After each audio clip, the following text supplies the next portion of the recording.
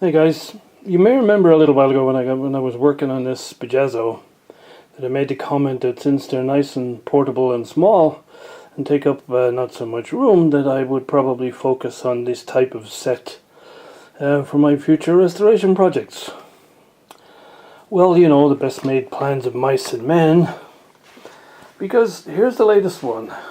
So this is a beast of a thing.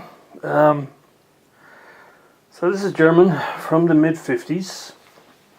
It's made by an outfit called Tonfunk, and it's a Violetta model W635-3D KL. And as you can see, it's a console job.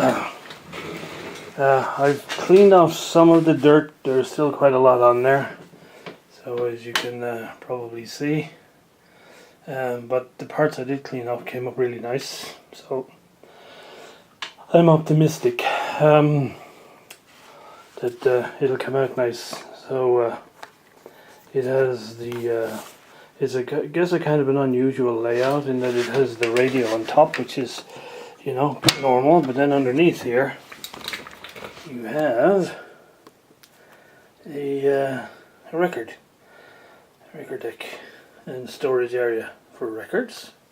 And so I've never done a turntable restore before, but this looks like I'd said was a fairly high-end thing in its day, because you may notice on the front here this is a four-way book-matched veneer on the front, which fortunately is in pretty good condition.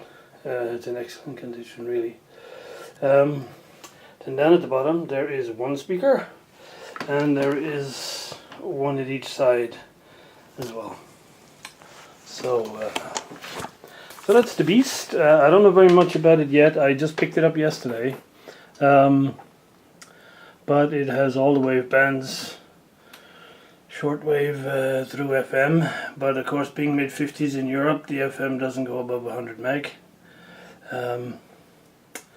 The FM tuner seems to, physically the dial seems to move, the AM one doesn't, so we'll give it a good clean up before we go looking any further. I was able to find on the Radio Museum site some photos of it, but as you can see there's no circuit diagrams. So my hope, at least for the radio, is that exactly the same chassis will go in one of the very many Violetta tabletop sets, and that once I figure that out I will be able to get a circuit diagram. So let's have a quick look around the back. So this is what the beast looks like from the back. Initially I didn't think there was any writing at all on the back panel. But on closer inspection, when I give it a little bit of a wipe and get it to the right angle to the light, there is actually a fair amount of information on there. So the model number is right here, but again you can't really see it in this light. It talks about the different fuse ratings for the different input voltages, types of aerial, and it gives the valve or tube layout right over here. And then there's markings over each of these holes right here, and there is the original label from when it was received by the store, and so it has all that detail on it. And what's even nicer in this is there's a little bit of the history of it, because you can't really see it in this light. But this basically says property of and a name.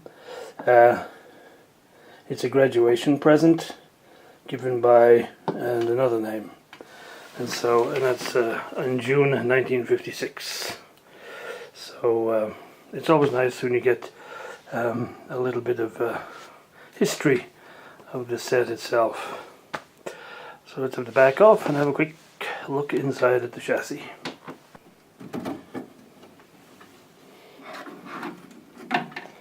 So comes off pretty easily. No screws to worry about, just 2 clips. And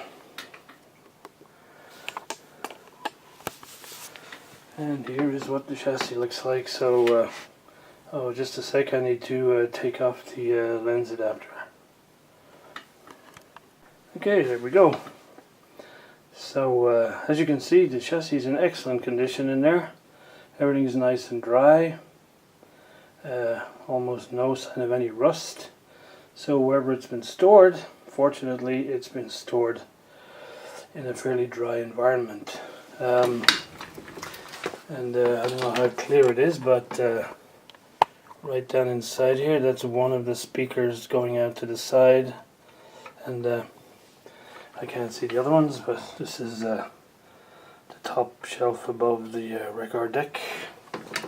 And it's interesting the way they have this curved shape to create the speaker enclosure. So it'll be interesting to see what the sound quality of this thing is like.